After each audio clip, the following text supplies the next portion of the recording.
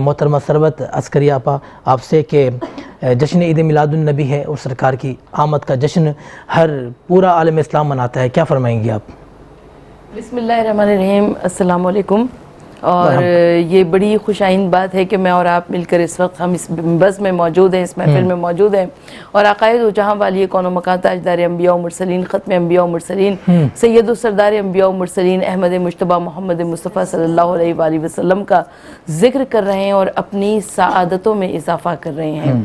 آقائے دو جہاں صلی اللہ علیہ وآلہ وسلم کو مبعوث برسالت کیا گیا اس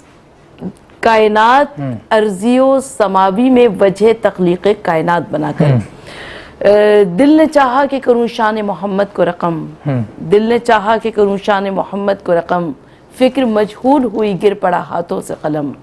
کون کر سکتا ہے توصیف شہنشاہ امم، اور قابہ قوسین کی منزل پہ گئے جس کے قدم، جس کو اللہ نے کونین کی شاہی دے دی، سنگریزوں نے نبوت کی گواہی دے دی۔ آقائے دو جہاں والی کون و مکان تاجدار انبیاء و مرسلین، ختم انبیاء و سید و سردار انبیاء و مرسلین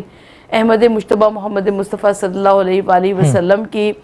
آمد باسعادت سے پہلے ہی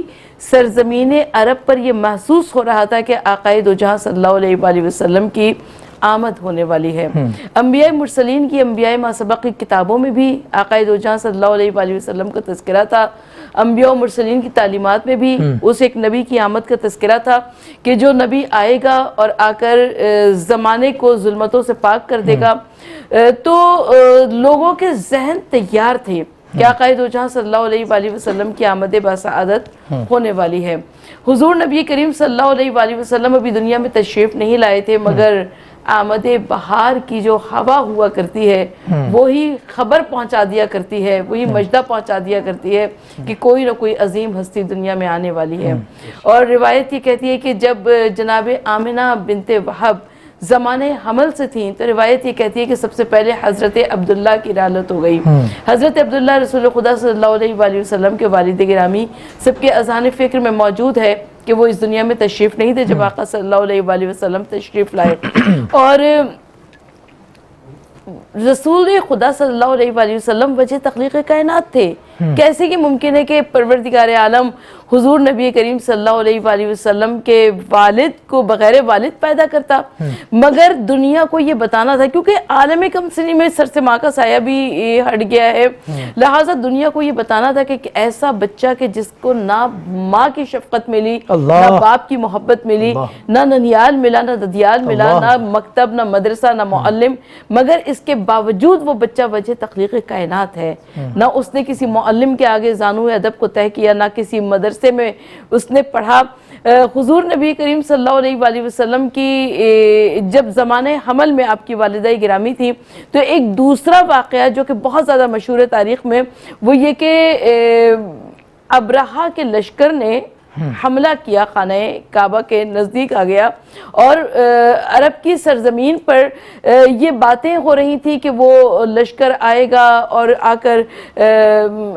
حملہ کرے گا اور عورتوں کو کنیز بنا لیا جائے گا، بچوں کو غلام اور قیدی بنا لیا جائے گا۔ اب آپ سب کے اذہان فکر میں موجود ہے کہ جب بھی کوئی عورت زمانہ حمل سے ہوا کرتی ہے تو اس کو ذہنی سکون چاہیے ہوتا ہے، مگر اس کے باوجود حضور نبی کریم صلی اللہ علیہ وآلہ وسلم کی والدہ گرامی ایک کے بعد ایک ذہنی، نفسیاتی، روحانی مسائل سے گزرتی جا رہی ہیں۔ یعنی سب سے پہلے عزیز جان شوہر کی دنیا سے رخصت ہونا، اور اس کے بعد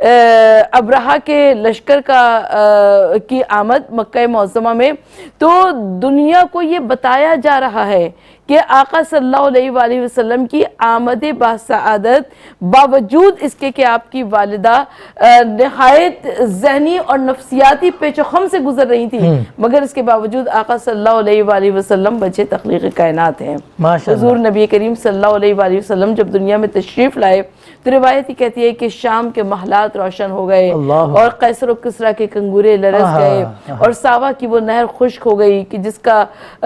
پانی برسہ برس سے جاری و ساری تھا۔ تو حضور نبی کریم صلی اللہ علیہ وآلہ وسلم کی آمد باسعادت سے دنیا کی تقدیر تبدیل ہو گئی۔ ماشاءاللہ ماشاءاللہ، بہت خوبصورت آپ نے گفتگو فرمائی۔